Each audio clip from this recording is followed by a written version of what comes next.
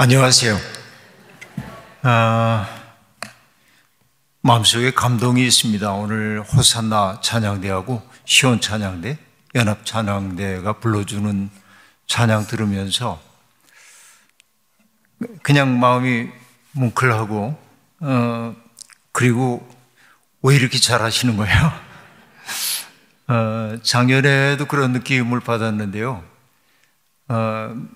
젊었을 때는 잘 몰랐습니다. 나이가 좀 들고 나니까 연세 드신 분들이 찬양하는 모습이 그렇게 이쁠 수가 없어요. 왜냐하면 마음에서 우러나오는 찬양임을 느끼기 때문에 그렇습니다. 아주 오래전에 제가 그 홍천에 있는 조그만 교회에 초대를 받아서 말씀을 전하러 간 적이 있습니다. 그 교회 앞에 십자가가 있는데 굉장히 거친 십자가가 놓여 있었습니다. 나중에 그 담임 목사님에게 저 십자가는 어떻게 된 십자가입니까? 하고 얘기하자 이분은 시인이고 또 어떤 출판사의 편집장을 지내기도 했고 그리고 아주 능력 있는 그런 문학 공부를 했던 목사님인데 홍천에 아주 산골짜기 험한 곳 들어가서 목회를 하고 있는데 교회는 별로 없고 그런 교회였습니다. 어느 날 산책을 하다 보니까 조그만 나무 심어 놓으면은 넘어지지 말라고 지지대를 해 놓잖아요, 이렇게. 그런데 나무가 덩치가 어지간히 커지니까 지지대를 전부 벗겨가지고 거리에 이렇게 방치해 놓은 걸 보고 그걸 주워다가 칡농쿨 가지고 십자 형태로 엮어서 앞에 걸어 놨습니다. 이게 그 교회의 십자가입니다. 그러면서 뭐라고 얘기하냐면은 이 십자가는 지지대 십자가라고 얘기를 해주었는데, 그러니까 버림받은 이들을 함께 연결하고 그렇게 해서 우리가 새로운 생명을 바라보는 그런 교회가 되기를 원하기 때문에 지지대 십자가를 만들었다, 이런 얘기도 이제 했는데 찬양 시간이 됐습니다. 전 저 앞에 의자도 없는 교회였기 때문에 앞에 앉아 있는데 특별 찬양한다고 그러니까 시골 노인들 몇 분이 이렇게 나왔습니다. 이 시골 특유의 분위기 있잖아요. 어서 나와. 빨리들 나와. 왜 안 나와? 이제 이러면서 앞에들 이렇게 나와서 이분들이 찬양을 하는데 그 찬양하고 있는 분 한 분이 이상한 소리를 내는 거예요. 기괴한 소리를. 그래서 저분은 왜 저기에 서 계실까 궁금했습니다. 근데 나중에 이제 사연을 제가 들었죠. 그 이상한 소리를 내던 분 계시던데 무슨 사연이 있냐고 여쭤봤더니 그분은 옛날에 여러분 우리나라의 무궁화를 보급을 많이 했던 남궁옥 선생님이 계신데요. 그래서 찬송가 가사 쓰기도 하셨습니다. 남궁옥 선생님의 제자였어요, 그분이.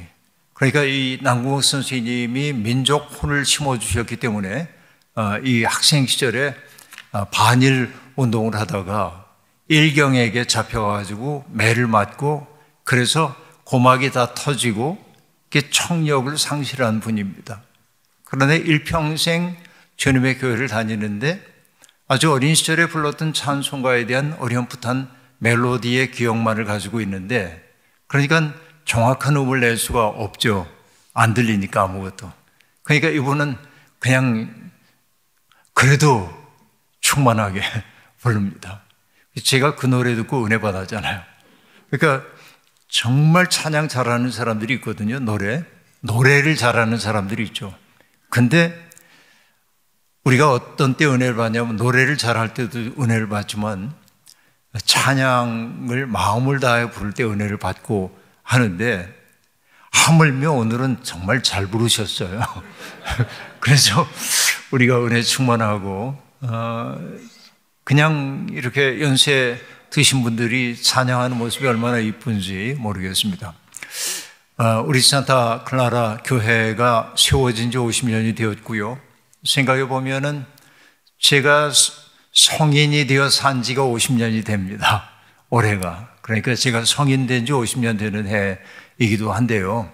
그러니까 그 세월을 가만히 돌이켜 생각해 보면은 참 기가 막힌 시간들이 제게도 많이 있었습니다. 가슴 벅차고 행복했던 시간들도 있었고 기가 막힌 순간들도 있었고 가슴이 철렁 내려앉는 순간도 있었고 정말 한숨도 잠을 이룰 수 없는 그런 번민의 밤도 보내기도 했습니다. 지난 50년의 세월 동안 산타클라라 교회가 걸어왔던 여정도 다를 바가 없을 거라고 생각합니다.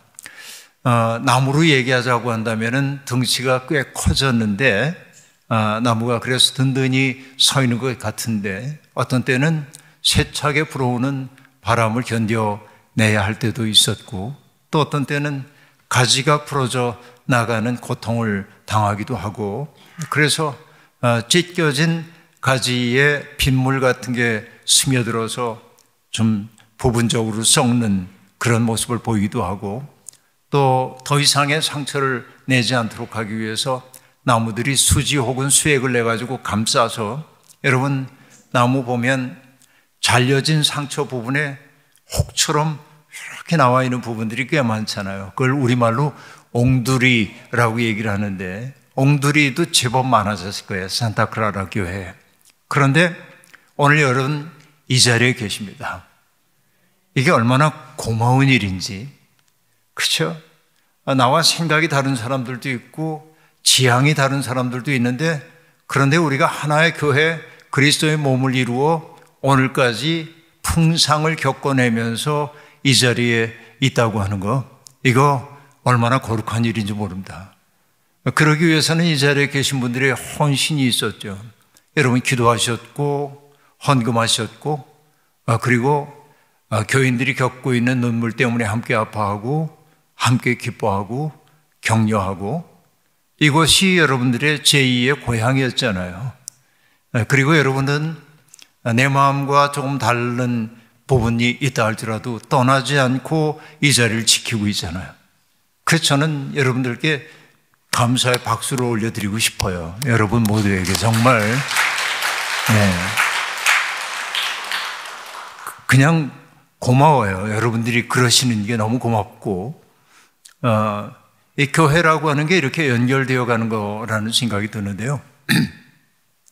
1990년에 우리 한국에서 정의, 평화, 창조, 질서의 보존 대회라는 국제대회가 열렸습니다. 저는 그때 한 8일 정도 내내 그 회의에 동참하면서 여러 가지 신학적 논의를 하고 그랬는데 한 번은 홍콩 신학자가 나와가지고 성경 공부를 인도를 했습니다.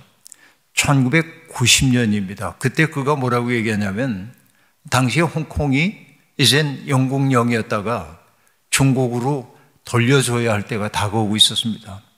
그래서 홍콩의 많은 사람들이 공포에 사로잡혔고 그래서 많은 홍콩 사람들이 그 땅을 떠나서 자기가 살고 싶은 땅으로 이주해 가는 경우가 제법 많았다고 얘기를 하면서 그러나 그가 뭐라고 얘기했냐면 이 홍콩은 결국 암초를 만난 배와 같지만 그래서 파선할 것 같지만 파선의 위기를 해치고 결국은 항구를 향해 항해하게 될 겁니다.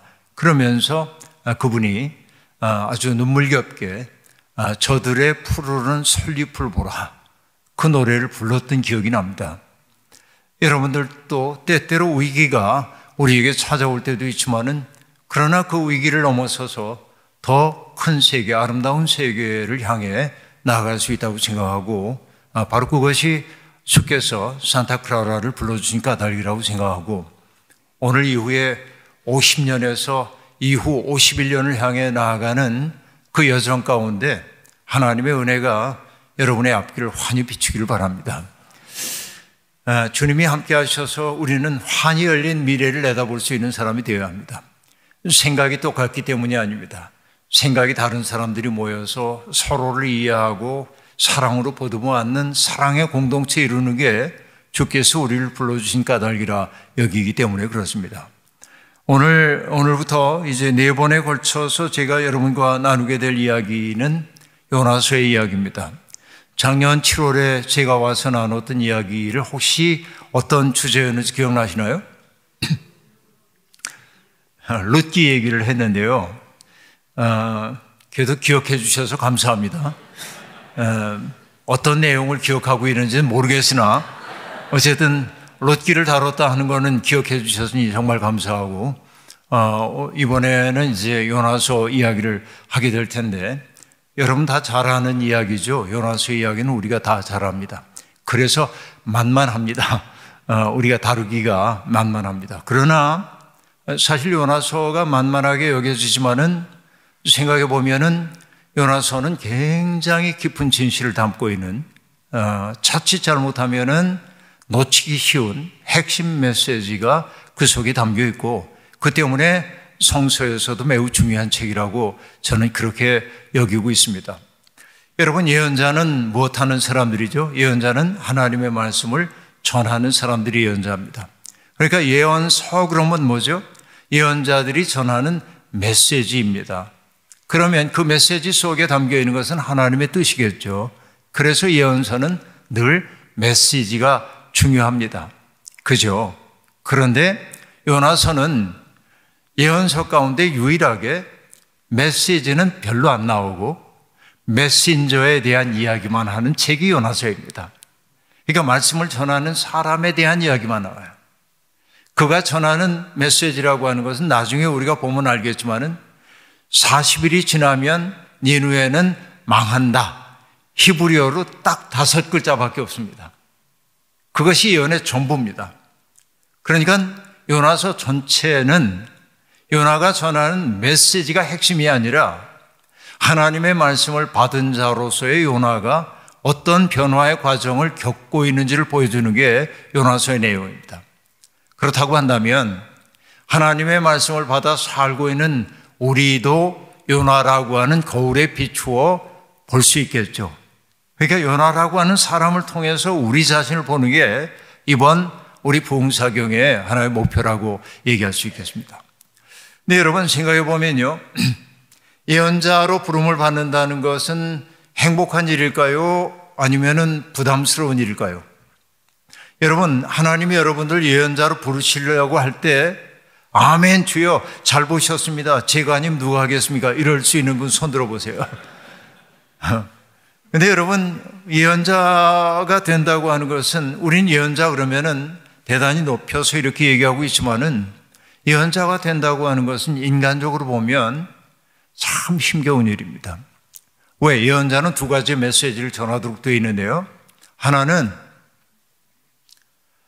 사람들의 죄를 지적하고 백성들의 죄뿐만 아니라 권력자들의 죄까지 지적하고 심지어 왕의 죄를 준엄하게 꾸짖어야 하는 역할을 맡을 때가 많이 있습니다. 미가 선지자 같은 경우에도 보면은 그렇게 나오잖아요. 망할 것들, 권력이나 쥐었다고 잠자리에 들기만 하면 악한 생각을 하다가 아침이 되기만 하면 그것을 실행하는 자요. 이렇게 얘기해요. 권력이 있는 사람들에게. 그러니까 여러분, 이 예언자를 사람들이 좋아할 리가 없어요. 그렇죠. 비판적인 말을 하니까. 이게 예언자입니다. 두 번째는 뭐냐면 예언자는 두 번째, 사람들이 낙심하고 절망에 빠져 있을 때 예언자는 하나님의 말씀을 전해서 그들을 위로하고 격려하고 다시 일어서도록 만드는 것도 예언자의 직무입니다. 그러나 예언자의 직무 가운데 둘의 비중을 따져보자고 한다면 컨솔레이션 하는, 위로해주는 기능보다는 데넌시에이션 하는, 그렇죠? 비판하고 꾸짖고 탄핵하는 이 일이 훨씬 더 비중이 높습니다. 그러니까 여러분, 예언자가 된다고 하는 것은 뭐냐? 사람들에게 인기 있는 사람들에게는 매우 어려운 일입니다. 그래서 여러분, 예언자 예레미야도 자기가 예언을 하다가 어려움을 겪었기 때문에 하나님 앞에 이렇게 투덜거릴 때가 있습니다. 하나님, 당신은 내게 너무 변덕스러운 분 같습니다. 여름의 와디처럼 변덕스러워요. 흐르다가도 멎고 멎다가도 흐르고 하는, 내가 하나님 당신의 마음을 어떻게 종잡아 볼 수가 없습니다. 그리고 그가 또 뭐라고 얘기하냐면, 하나님께서 나를 권유하심으로 내가 거기에 넘어갔습니다. 이게 예레미야 20장 7절부터 나오는 얘기인데요. 뭐라고 얘기하냐면, 하나님이 나를 권유하심으로 내가 거기에 넘어갔습니다. 하나님이 나보다 힘이 세심으로 내가 하나님에게 졌대요. 이렇게 얘기합니다. 그런데 히브리어 원문에 보면 그 뜻은 이렇게 새길 수 있습니다. 이렇게 얘기해야 그 히브리어 원문의 뜻에 맞아요. 약간 우리가 이런 공식적 자리에서 잘 쓰지 않는 언어를 제가 쓰겠습니다. 하나님이 좋은 말로 나를 꼬셔서 내가 넘어갔습니다.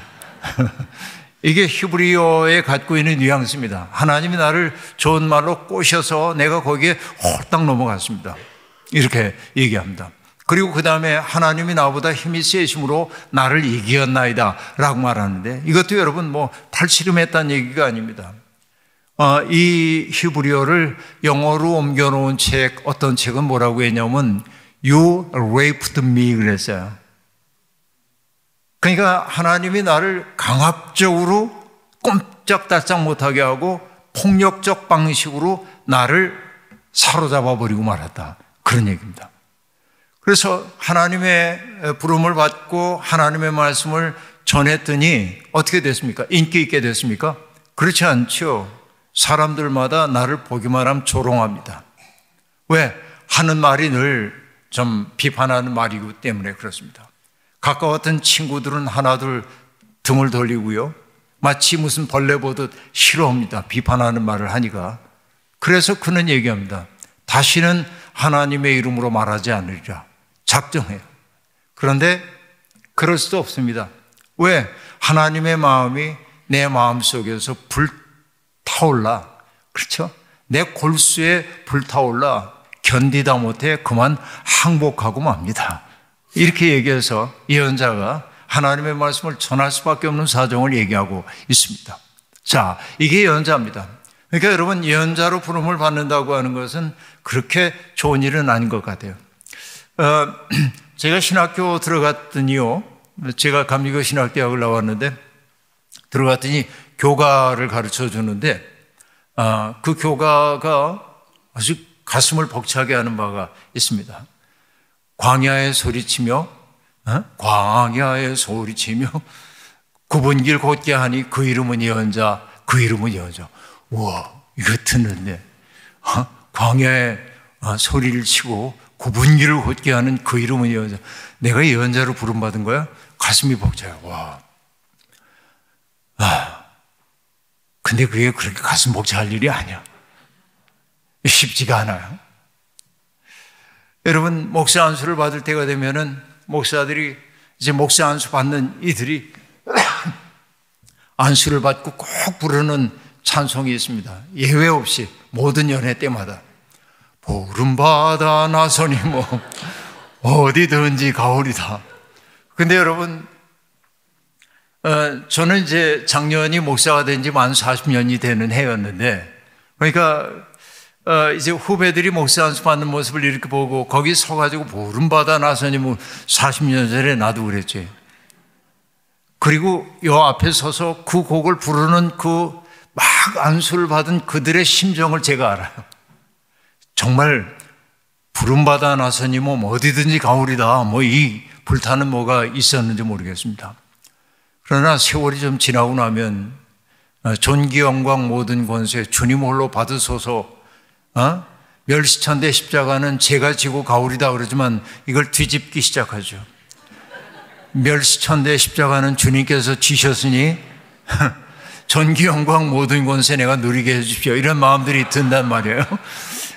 이게 이제 착정된 모습이라고 얘기할 수 있겠는데, 근데 여러분, 광야에 소리치며 굽은 길 곧게 하니 그 이름은 예언자, 그 이름은 예언자, 부름받은 젊은이들 그 몸들여 달려나는 신학교 이름 그 다음에 이렇게 얘기하고 그랬는데, 여러분, 예언자가 된다고 하는 게 그렇게 고단한 일인지 몰랐습니다. 자, 예언자는 하나님의 말씀을 전하는 자입니다. 오늘 요나가 우리에게 보여주고 있는 요나서는 금방 말씀드렸던 것처럼 요나가 전하는 메시지가 핵심이 아니라 예언자로 부름받은 사람인 메신저가 어떠한지를 보여주고 있습니다. 그러면 여러분, 하나님의 말씀을 받은 사람이니까 선하고 착하고 따뜻한 마음이어야 할 것 같죠? 하나님에게 사로잡힌 사람이니까 흠없는 사람이어야 할 것 같죠? 그런데 요나는 흠투성이의 사람입니다. 그 얘기를 이제 보는 겁니다. 근데 요나서 1장 1절은 뭐라고 얘기하냐면 아미떼의 아들 요나에게 하나님의 말씀이 임했다 이렇게 얘기합니다. 아미떼의 아들 그래요. 여러분, 요나의 아버지 이름인 아미떼라고 하는 그 말 속에는 히브리어로 진리를 뜻하는 에메트라고 하는 단어가 포함되어 있어서 아미떼는 그저 우리가 얘기하자면 진리 그런 뜻이라고 봐도 되는데, 그러니까 아미떼의 아들 그러면 진리의 아들이에요. 그러니까 요나라고 하는 그 존재가 진리의 아들이라고 하는 그 얘기는 그가 어떠한 존재여야 하는지를 보여주고 있습니다. 그렇죠? 아버지 이름으로부터 이미 그렇게 비롯되고 있다고 얘기할 수 있겠는데요. 사실 이름이라는 게 매우 중요합니다. 제 이름은 턱이자하고 주석석자인데요. 아버지가 그렇게 지어주셨는데, 그러니까 주석처럼 단단한 기초의 사람이 되라는 뜻으로 지으셨겠죠. 내가 그렇게 단단한지는 잘 모르겠는데 어린 시절에 제 이마가 단단했던 건 사실입니다. 주석처럼 단단했는지 모르겠는데 제가 단단하게 살아왔는지 잘 모르겠습니다. 그래도 그거를 기억하려고 애를 쓰긴 했습니다. 제가 지금까지 살아오는 동안에 뭐 상을 조금 받아보기도 했는데요. 여러 가지 상 받은 중에 제가 잊을 수 없는 상 하나가 있습니다. 초등학교 5학년인지 6학년인지 정확하지는 않습니다. 그때 우리 학교에, 그땐 국민학교죠. 국민학교 때 우리가 이제 전쟁 바로 이후 세대이기 때문에 베이비붐 시대에 태어나서 아이들이 얼마나 많았는지 한 반에 80명씩이었고요. 그리고 우리 학교가 18반까지 있었습니다. 그러니까 엄청 많은 그런 학생들 속에 이렇게 있었는데, 그 저는 이제 초등학교 4학년 때 서울로 유학을 갔어요. 중학교 입학시험 준비를 하라는 명령을 받고 시골에서 5학년 때 올라가면 명문 중학교에 들어가기 어렵다. 그러니까 4학년 때 가야 한다. 그래서 서울로 이제 올라갔는데 아버지, 어머니는 시골에 계시고 저는 서울로 가고 이렇게 유학 생활을 어린 시절부터 시작을 했는데, 여러분, 그 부모가 없는 상황 속에서 초등학교 다니면서 내가 제일 어려웠던 것 가운데 하나 뭐냐면은 고통의 문제를 홀로 해결해야 했다는 데 있습니다. 그러니까 누가 아파도 나를 돌봐줄 사람이 없어요. 연탄가스 맡아서 다 죽을 지경이 되어도 돌봐주는 사람이 없습니다. 그러니까 연탄가스 맡아가지고 여러분, 이 어지러운데 이 세상이 이렇게 대각선으로 도는 거 있잖아요. 이렇게 막 바닥에 이러고 있어도 내가 막 떨어질 것 같은 이런 어지러움증. 그런데도 제가 독하게 뭐냐면 결석 안 하고 그 상태로도 학교에 가고, 그래서 저는 언제나 개근이었습니다. 아무리 아파도 그렇게 했고, 전 그게 굉장히 자랑스럽습니다. 개근을 했던 게. 어떠한 어려움 속에서도 학교를 갔다. 근데 여러분, 지금 한국은 어떠하냐면 아이들이 개근을 하면은 친구들에게 부러움을 사는 게 아니라 개근하는 아이들이 뭐라고 부르냐면 개근 거지라고 그런대요. 왜냐하면 체험학습이라는 게 있는데 부모하고 뭐 해외여행도 하고 학기 중에 그럼 그걸 학습으로 쳐줘서 아이들이 그냥 방학이 아닌데도 여행도 가고 그걸 해요. 체험학습이라고. 근데 형편이 어려운 집은 아이들 데리고 한 번도 가지 못하는 거예요. 어디를. 그럼 아이들이 쟤는 한 번도 체험학습을 안 가서 그래서 개근 거지라고 그런대요. 이게 참 이상한 세상이 되어버리고 말았습니다. 근데 여러분, 그러다 보니까 저는 용기 있게 내 고통의 문제를 혼자 해결해야 했고, 그러니까 씩씩할 수밖에 없었습니다. 그래서 운동을 해도 정말 적극적으로 했고, 그러다 보니까 선생님이 나중에 학생들에게 이제 학년 말이 되어가지고 상장을 주셨는데, 그 이재진 선생님이라는 분이 훌륭한 분이에요. 붓글씨로 모든 학생들의 상장을 썼습니다. 80명의 상장. 근데 그 80명의 상장이 뭐냐면 뭐 공부 잘한다 이런 거 안 하고 그 아이의 특성에 맞는 상을 주셨어요, 다. 근데 제게 주셨던 상 이름이 뭐냐면 감투상입니다. 감투를 좋아한다는 말이 아니에요. 투쟁정신이 있다 그거예요. 투쟁정신이 있다. 감투상. 그러니까 여러분, 저는 그게 내가 인생에서 받았던 가장 큰 상이라고 생각해요. 그래서 내 인생의 고비길을 만나서 쓰러지고 싶을 때 있을 때마다 내가 그래도 감투상을 받은 사람인데, 이게 여러분 평생 저를 붙들어 줬어요. 그러니까 여러분, 누군가를 명명하는 일이 매우 중요합니다. 그렇죠? 우리가 김춘수 시인의 꽃이라는 시 얘기 알고 있습니다만, 내가 그의 이름을 불러주기 전에 그는 다만 하나의 몸짓에 지나지 않았다. 그러나 내가 그의 이름을 불러주었을 때 그는 내게로 와 꽃이 되었다. 그렇게 얘기해요. 누군가를 호명한다고 하는 것은 매우 중요합니다. 누구 속에 있는 아름다운 것들을 호명해내는 게 중요합니다. 그 이재준 선생님이 내 속에서 가능성의 형태로만 있고 내가 나 자신을 몰랐던 나의 가능성에 이름을 붙여주셨어요. 감투. 그것 붙들고 내가 한평생을 살았단 말이에요. 그 이름을 붙인다는 건 중요해요. 그러니까 여러분, 애 보고 맨날 너는 빌어먹을 놈이야. 자꾸 그렇게 얘기하면 안 돼. 부정적으로 자꾸 얘기하고 그러면 안 되는 게, 나는 팔자가 빌어먹을 팔자인가 보다 이렇게 가면 안 돼. 그러니까 넌 정말 대책 없는 녀석이다. 이런 소리 하면 안 돼요. 어떤 경우에도. 왜냐하면 그 사람은 호명한 대로 되는 거예요, 사람이. 여러분의 이름은 전부 부모님들이 그런 뜻으로 지어주셨을 거예요. 그렇죠? 그래서 여러분, 인생 잘 사는 거 별거 없어요. 이름값을 하면 돼요. 자기 이름값을. 자기 이름값이 뭔지 생각해 보세요. 이름의 뜻이 뭔지. 얘기 자꾸 객길로 가면 안 되는데, 제가 아들을 낳고 제가 아들을 낳은 다음에 이름을 정해야 하는데 뭐라고 정할까 그러다가 제가 그때 독일어 하고 그럴 때니까 독일말로 확실하다 그런 게 지허라고 하는 단어가 있는 지허. 그리고 그 당시에 1981년 그 무렵에 아들이 81년생이니까 그 무렵에 세계 축구를 제일 잘하던 선수가 브라질의 지코입니다. 그리고 우리가 돌림자가 호자예요. 그래서 제가 뜻지자에다 다물 호자를 딱 넣어서 지호 이렇게 지허, 지코 이렇게. 근데 얘가 확실한 애가 됐는지는 잘 모르겠지만 축구를 잘하지 못하는 건 분명해요. 근데 여러분, 어쨌든 자기 이름값을 하며 산다고 하는 것은 매우 중요한 일인데, 자, 아미떼 아들, 그 다음에 뭐냐면 요나 그랬어요. 요나의 뜻은 뭐냐면 비둘기라는 뜻이에요. 비둘기. 그런데 여러분, 이 비둘기라고 하는 것은 하나님이 이스라엘을 부를 때 쓰던 애칭입니다. 이스라엘은 나의 비둘기 그래요. 그러니까 여러분, 이스라엘이 엉뚱한 짓 할 때 하나님이 서운해하며 뭐라고 하냐면 이 어리석은 비둘기야 이렇게 말한단 말이에요. 그러니까 여러분, 아미떼의 아들 요나 하고 얘기합니다. 진리의 아들 나의 비둘기. 얼마나 좋아요. 정말 좋은 이름이라고 얘기할 수 있겠습니다. 그에게 하나님의 말씀이 들려옵니다.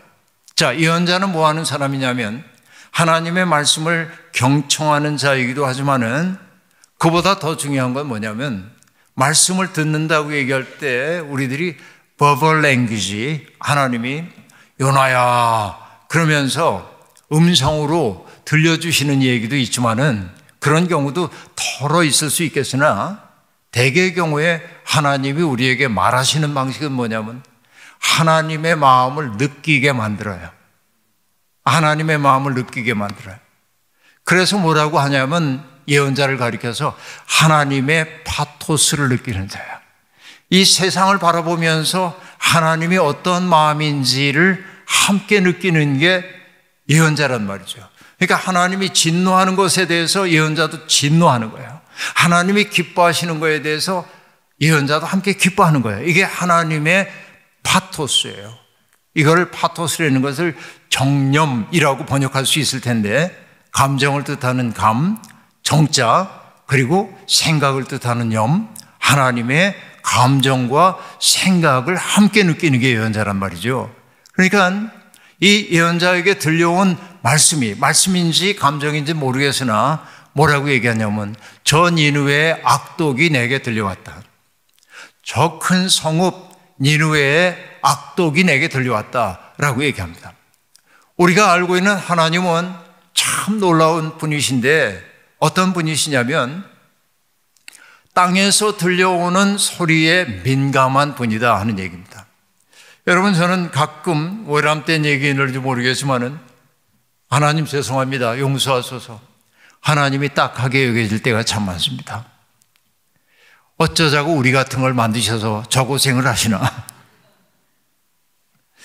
그렇잖아요. 제가 청소년 시절에 어머니 아버지에게 그 못되게 굴었던 거 생각해 보면 지금은 어머니 아버지 생각하면서 어쩌자고 나 같은 거 만드셔서 그 고생하셨나 이 생각을 해요. 청소년 시기는 그럴 수밖에 없습니다. 반항하는 시기이죠. 어느 날 제가 아는 어느 신학교 교수님하고 제가 특강을 하고, 신학교에 가서 특강을 하고 점심을 같이 먹는데 그분이 이런 얘기를 해요. 목사님, 얼마 전에 제가 어느 병원에 갔다가 의사 선생님으로부터 인간의 뇌사진과 청소년의 뇌사진하고 유사한 사진 2개를 딱 놓고 비교하는 얘기를 들었습니다. 그랬어요. 그랬더니 청소년의 뇌와 파충류의 뇌가 구조적으로 매우 비슷하대. 재밌죠? 청소년들의 뇌가 활성화되는 지점과 파충류의 뇌가 활성화되는 지점이 비슷하대. 그 얘기를 듣고 나서 자기 딸과 아들을 대하는 자기가 편안해졌대. 그리고 뭐라고 얘기하냐면 이렇게 얘기를 합니다. 애가 막 반항을 하고 그래도 혼자 이렇게 생각한대요. 저 파충류가 그래도 나를 잡아먹지 않으니 얼마나 다행인가. 그리고 애가 막 속썩이고 막 이래도 그래서 저 파충류가 집에 들어와서 잠을 자고 있으니 얼마나 고마운가. 그러니까 딸 아들과 자기 관계가 좋아졌대요. 인정하면 되는 거예요, 서로. 그런데 나이 드니까 내가 어머니 아버지에게 못되게 했던 게 자꾸 떠올라요. 가슴 아픈 거예요. 아니 어째 나 같은 걸 놔가지고 어머니 아버지 속 썩으셨나. 근데 여러분, 하나님도 똑같아요. 하나님은 자족적인 존재예요. 우리 없이도 충분히 행복하실 수 있는 분이에요. 그러니까 여러분, 하나님의 인간 창조를 우리는 뭐라고 얘기하냐면, 이건 제 얘기가 아니고 시모노 베유라고 하는 프랑스의 학자의 얘기입니다.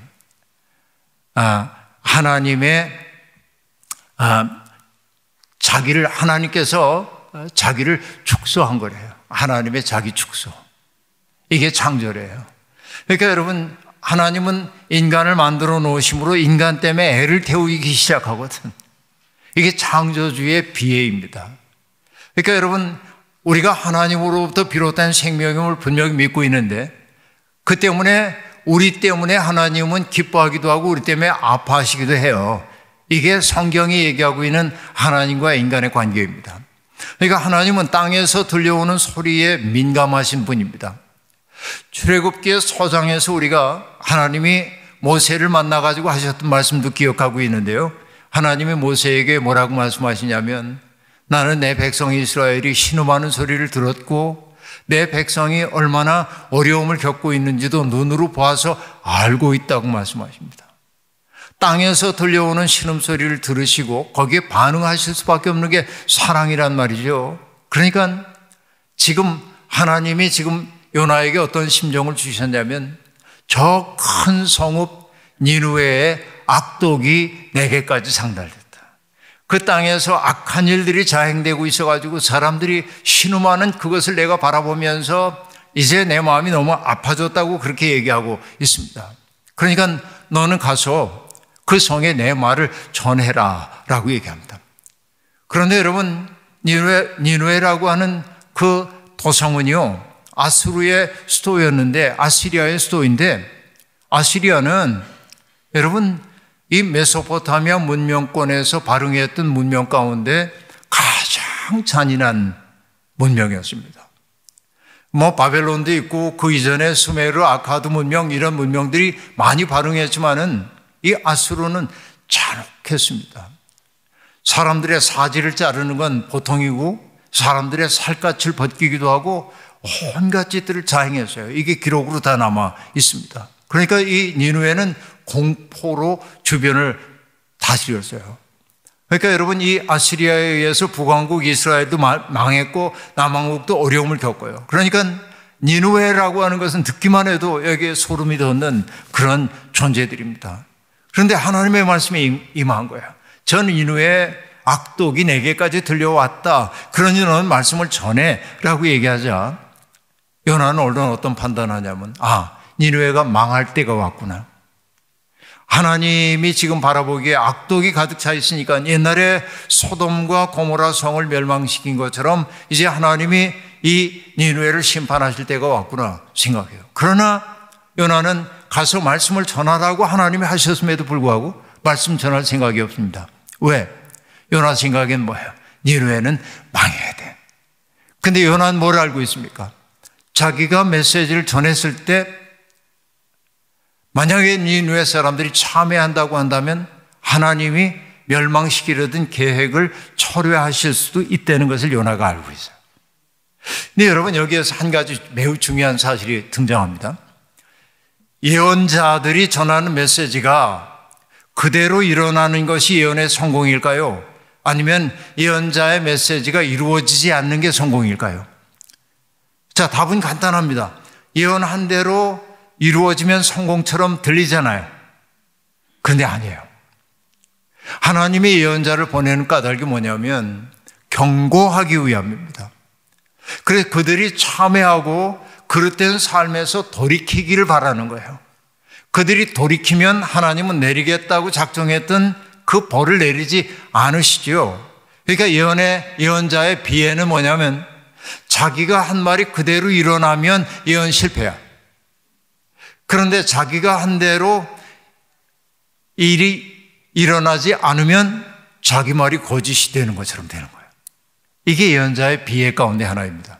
근데 예언자 요나는 하나님을 알아요.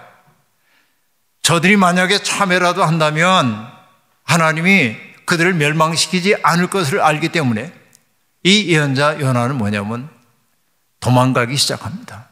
왜? 메시지를 전하지 않기 위해서. 그래서 뭐라고 얘기했냐면은 요빠로 내려가서, 그렇죠? 요빠는 지금의 지중해 바닷가 항구 도시입니다. 그래서 다시스로 가는 배를 만났다고 얘기를 합니다. 다시스는 지금의 어디냐면 스페인 쪽입니다. 그때 사람들이 땅 끝으로 여기고 있어요. 메신저인 자기가 달아나면 하나님의 뜻을 전할 수 없다고 생각하며 오판이죠. 그리고 멀리 도망가려고 해서 다시스로 가는 배를 탁 만나서 그 배를 타고 내려갑니다. 그런데 여러분, 하나님이 보통 분이신가요? 그냥 내버려 두실 리가 없잖아요. 그래서 하나님이 뭘 하셨다고 얘기하냐면 그 배가 순조롭게 이렇게 항해하고 있는데 여호와께서 큰 바람을 내리시매라고 얘기했는데요. 여러분, 우리말 성경에는 큰 바람을 바다 위에 내리시매라고 얘기를 했는데 히브리어 원문은 내리시매가 아닙니다. 던지시매. 큰 바람을 던지시자 뭐냐면 큰 폭풍이 일어나 배가 거의 깨지게 된지라. 그렇게 얘기합니다. 그렇죠? 요나는 지금 요바로 내려가고 마침 정말 몇 달 만에 만나기 어려운 다시스 내려가는 배를 만나가지고 하나님의 낯을 피하여 달아나려고 하고 있었습니다. 근데 여러분, 여기에 성경이 하고 있는 이 얘기가 매우 중요한 얘기인데 뭐라고 얘기하냐면 요나가 여호와의 얼굴을 피하려고 일어나 다시스로 도망하려 하여 요바로 내려갔다. 낯을 피하여. 그리고 다시스로 가는 배를 만난지라. 그래서 여호와의 얼굴을 피하여 그들과 함께 다시스로 가려고 뱃삭을 주고 배를 탔다 하고 얘기합니다. 짧은 구절 속에 두 번 반복되는 단어가 있습니다. 그게 뭐예요? 여호와의 얼굴을 피하려고 라고 한 대목이에요. 근데 여러분, 여호와의 얼굴을 피한다는 얘기 어디서 많이 들어보지 않았어요? 그죠? 어디서 들어봤어요? 그게 뭘까요? 에덴 동산으로 가봐야 됩니다. 어떤 얘기입니까? 선악과를 따먹었어요. 그리고 나뭇잎을 만들어가지고 부끄러운 데를 가렸습니다. 그래서 성경이 이렇게 얘기합니다. 여호와께서 동산을 거니시는 소리가 들려오자 아담이 여호와의 낯을 피하여 나무 뒤에 숨었다. 여호와의 낯을 피했다고 하는 이 얘기가 인간의 죄를 나타내는 기가 막힌 은유적 표현입니다. 생각해 보세요. 낯을 피한다고 하는 건 뭐냐면 뵐 낯이 없습니다. 우리가 그런 말도 하잖아요. 뵐 낯이 없습니다.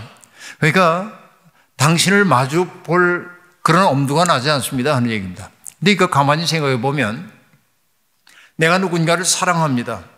그럼 사랑할 때 마주 보게 돼요. 사랑하면. 사랑하는 사람은 그래요. 저도 여러분 제 아내하고 연애할 때 마주 봤습니다. 요즘은 가족끼리 그러는 거 아니야 그러고 지내는 편입니다만은 마주 보잖아요. 이렇게 마주 봅니다. 왜? 사랑하니까. 여러분 사랑에 빠진 연인들의 모습을 보면 제가 이렇게 얘기합니다. 그 눈에서 장미꽃 다발이라도 나올 것 같아요. 그냥 눈에서 꿀이 뚝뚝 떨어지고요. 마주 바라보는 거예요. 여러분 제가 오랫동안 나를 열심히 보는 사람 별로 없이 지내다가 제 손녀가 우리 집에 오면 모처럼 오면 제 무릎에 앉아요. 초등학교 이제 올해 5학년이 되는 아이인데 제 무릎에 앉아서 내 얼굴을 거꾸로 앉는 거죠. 마주 보고 앉아서 가만히 들여다봐요. 그러면서 할아버지 왜 여기에 주름이 또 하나 생겼어? 할아버지 이 눈 밑에 왜 이렇게 더 늘어졌어? 할아버지 여기가 좀 시커매진 것 같아. 애가 가만히 쳐다봐. 그때 여러분 어떤 느낌이 드냐면 가슴이 뭉클한 거예요. 나를 이렇게 자세히 바라보고 그 사랑이 느껴지기 때문에 그래요. 바라보면 사랑입니다. 그렇죠? 사랑은 뭐냐면 인력입니다. attraction, 잡아당기는 거예요. 서로 다가가고 싶어요. 그런데 관계에 문제가 생기면 뭐라냐면 사람들은 마주보지 않고 등돌림의 관계가 돼요. 등돌림은 뭐냐면 청력이 작동하는 거예요. 밀어내는 거예요. 이 밀어내는 걸 뭐라고 얘기하냐면 소외라고 그래요. 사회적 용어로. 서로로부터 멀어지려고 하는 힘이 생겨요. 그렇죠? 죄가 하는 일입니다. 그러니까 하나님의 낯을 피했다는 것은 하나님과 사랑의 관계가 깨진 거예요. 그래서 하나님으로부터 멀어지려고 한 거예요. 그러니까 지금 요나가 아까 얘기했죠. 예언자는 어떤 존재라고 얘기했어요. 하나님의 심정을 느끼는 자라고 얘기했잖아요. 하나님이 마음 아프면 내 마음도 아파져야 돼. 하나님이 기뻐하시면 내 마음도 기뻐져야 돼요. 그런데 요나가 뭐냐면 자기 욕심이 딱 들어가자 하나님의 마음을 헤아릴 생각 없이 자기 뜻이 이루어지길 바라요. 그래서 그는 하나님의 얼굴을 피하여 2번씩이나 반복돼요. 달아납니다. 그러니까 여러분 그 창세기에 등장하고 있는 타락의 사건을 그대로 상기시키는 용어가 여기에 딱 등장하고 있는 것을 알 수 있습니다. 그러나 여러분 어쨌든 그런 이 요나를 하나님은 쫓아가시는 거잖아요. 하나님은 여러분 하늘의 사냥개라고 노래한 시인이 있습니다만은 하나님은 그쵸 쫓아가시는 분이란 말이에요. 그러니까 요나가 타고 있는 배에다가 바람을 내리심에 아까 얘기한 대로 던지심에 큰 풍랑이 일어나는지라 배가 거의 깨지게 됩니다. 사공들이 두려워합니다. 그래서 각자 자기들이 믿는 신의 이름을 부르면서 우리를 살려달라고 그러면서 그래도 풍랑이 가시지 않자 배가 가라앉을 위기에 처하게 되자 실었던 짐들을 자기들의 어떻게 보면 나르고 있던 물품이니까 이건 다 재산일 텐데 버릴 수밖에 없습니다. 그러나 요나는 배 밑층에 들어가서 깊이 잠드니라. 여러분 천하태평이라고 생각할 게 아니라 난 그걸 뭐라고 보냐면 현실 도피. 여러분 직면하기 어려운 그 고통을 눈앞에 두게 될 때 우리들이 피해버리고 싶잖아요. 직면하기 싫은 그 현실 앞에서 요나는 잠을 청한 거고 그래서 깊이 잠이 들었다 하는 얘기입니다. 그러자 여러분 선장이 그에게 가가지고 말합니다. 자는 자요. 자는 자요. 여러분 선장이 가가지고선 자는 자요. 그랬을 리는 없겠죠. 이 발로 이렇게 툭 치면서 야 일어나. 그랬을지 모르겠는데 이 사람이 도대체 뭐 하는 사람이야? 이럴 텐데 자는 자요. 이건 여러분 문학적 표현으로 들리기도 하지만 어떤 얘기냐면 요나의 영적 상태를 나타내기 위한 의도적 표현이에요. 잠이 들었다 그 얘기예요. 그가 어떤 잠입니까? 중의적 의미죠. 영혼의 잠을 자는 자요, 하나님의 낯을 피하는 자요, 영적으로 무능력해진 자요 라고 한 뜻일 겁니다. 물론 천장이 그런 의도로 자는 자요라고 말했다는 얘기가 아니고 요나서를 기록한 사람은 틀림없이 그런 중의적 의미를 가지고 자는 자요라고 얘기했을 겁니다. 그러면서 뭐라고 얘기하냐면 일어나 내 하나님께 구하라 하고 얘기합니다. 내가 어떤 신을 믿는지 난 몰라. 근데 우리가 총력을 다해가지고 지금 살아나기 위해서는 신들의 노여움을 진정시켜야 하는데 이 신이 노여워하는 건지 저 신이 노여워하는 건지 모르겠는데 그러니까 우리 다 해봐야지. 빨리 일어나 내 신에게 구하려는 거예요. 그러면 혹시 그 신이 우리를 생각하사, 여기 생각한다고 하는 거 그 유력이다. 그래서 망하지 않게 하시리라 하고 얘기합니다. 그러자 요나가 부시시 일어나서요. 해결이 안 됩니다. 그래서 여러분 이 뱃사공들이 한 일은 뭡니까? 도대체 이 풍랑이 이렇게 세차게 일어나고 있는 것은 누군가 신에게 노여움을 샀기 때문일 텐데 누구인지 이실직고 하지 않으니 제비를 뽑자. 그래서 여러분 제비를 뽑았고 우리가 아는 대로 그 제비가 요나에게 딱 뽑히게 됩니다. 그러자 그들이 요나에게 추궁을 합니다. 이 재앙이 누구 때문에 우리에게 임하였는가 말하라. 그러면서 묻습니다. 내 생업이 무엇이며 내가 어디서 왔으며 내 나라가 어디며 어느 민족에 속하였느냐라고 말합니다. 이 질문이 중요합니다. 자, 이건요 그대로 창세기를 떠오르게 하는데 여러분 하나님이 아담이 하나님의 낯을 피하여 숨었을 때 하나님이 뭐라고 얘기하죠?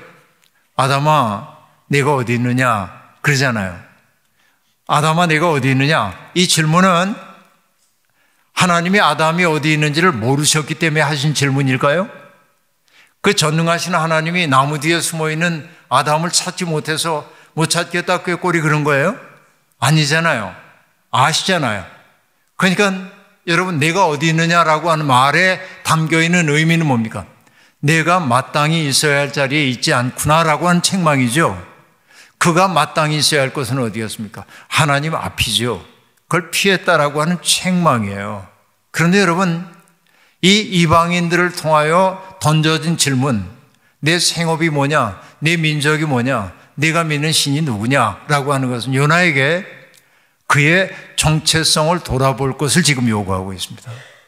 요나는 까맣게 잊고 있었어요. 자기가 하나님을 섬기는 예언자라고 하는 사실을. 그렇죠? 그리고 현실도 피하고 잠들어 있었던 것입니다.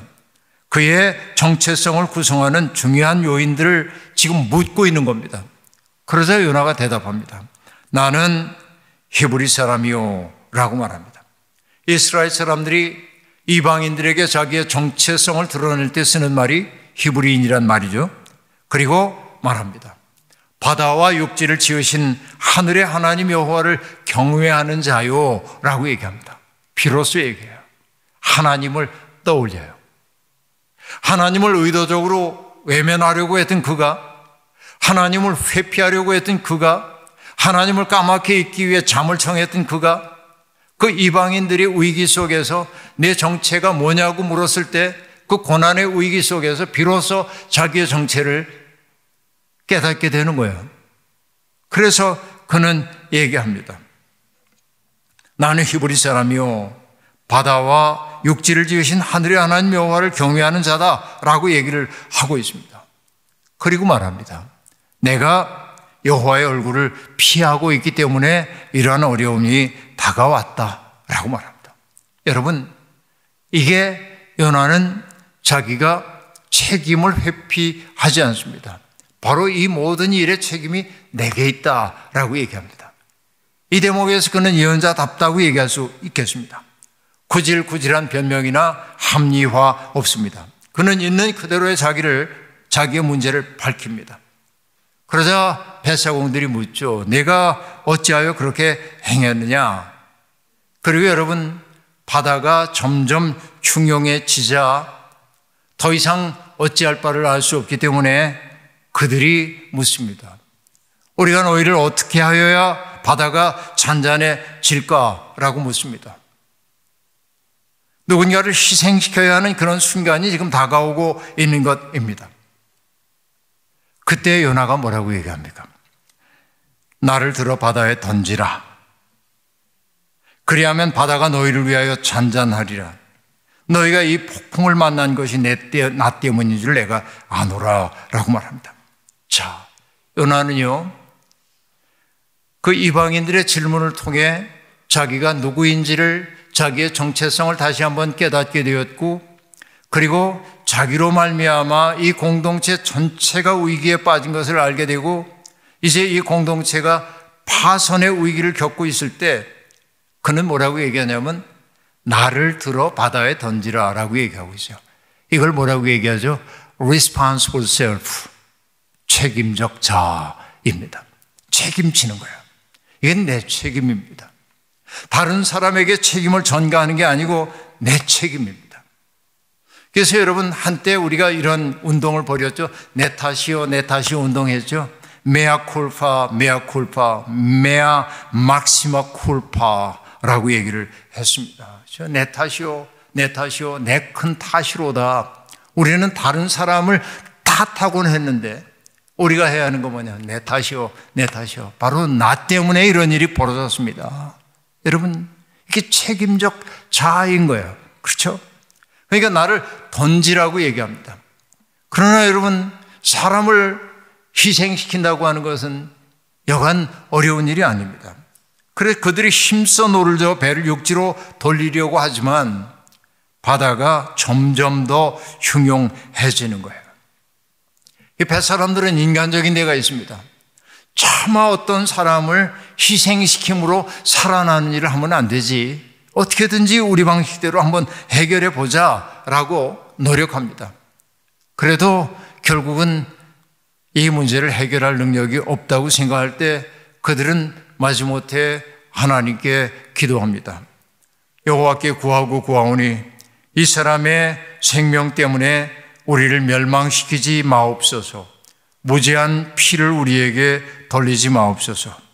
그러면서 요나를 들어 바다에 던지자 바다가 뛰노는 것이 곧 그친지라 이렇게 얘기합니다. 그리고는 1장의 마지막 구절은 그 사람들이 여호와를 크게 두려워하여 여호와께 제물을 드리고 서원을 하였더라 라고 말하므로 바로 이 압도적인 일을 이루어내시는 분이 하늘과 땅을 창조하신 하나님이라는 사실을 알고 결국 요나의 희생을 통하여 그들이 하나님을 경외하게 되었다라는 이야기가 1장의 말미에 등장합니다. 네, 여러분, 이야기 이제 오늘 다 끝났는데요. 1장 얘기 다 끝났는데 여기 봐야 될 게 뭐냐면 요나는 지금 뭐냐면 자기가 살고 있던 자리에서 하나님의 낯을 피하여 욥바로 내려갑니다. 욥바에서 어디로 갑니까? 다시스로 가는 배를 탑니다. 배에서도 배 밑창으로 들어갑니다. 그리고 건져내줘서 어디로 던져집니까? 바다에 던져져 바다의 밑뿌리까지 들어갑니다. 내일 새벽에 보겠습니다만 그가 물고기에게 삼켜져서 물고기의 뱃속에게까지 들어갑니다. 이게 어떤 이미지예요? 하강의 이미지입니다. 지속적인 하강이에요. 여러분, 우리도 살다 보면 끝없이 나락으로 떨어지는 것 같을 때가 있습니다. 그러나 요나서가 우리에게 들려주는 것은 뭐냐면 이렇게 낮아짐의 경험이라는 게 비극이 아니라 그런 인간의 곤경과 어려움을 통하여서 인간이 어떻게 다시금 상승에 올라갈 수 있는지를 보여주는 얘기란 말이죠. 여러분, 오늘 우리가 어떤 존재로 지금 살고 있는지를 돌이켜 보아야겠습니다. 우리도 하나님의 낯을 피하며 살지는 않았는지 돌이켜 볼 필요가 있겠고요. 하나님의 얼굴을 마주보고 살아가는 것이 인간의 인간됨이라는 사실을 여러분 분명히 명심하고 우리가 살기를 바라고, 내가 어떤 처지에 있든지 간에 하나님은 나를 찾아오시는 분이라고 하는 사실을 잊지 말기를 바라고, 내가 홀로인 것처럼 느껴진 그때도 하나님이 언제나 나를 붙들고 계시다는 그 사실도 요나서 1장을 통해서 잊지 마셨으면 좋겠습니다. 주님이 우리와 함께 하십니다. 기도하겠습니다.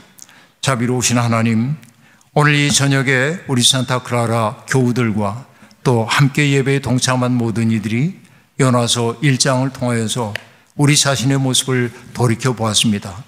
우리는 모두 하나님을 믿는다고 고백하지만 때때로 요나처럼 내 생각에 빠져서 하나님을 등지고 멀어질 때가 너무도 많았습니다. 하나님의 뜻을 따라 살아가는 것이 신앙일진데 우리는 하나님의 뜻이 아니라 우리의 뜻을 하나님의 능력을 덧입어 해결하기를 원할 때가 많았습니다. 하나님, 그 때문에 우리는 하나님의 낯을 피하여 달아나는 요나가 되어버리고 말았습니다.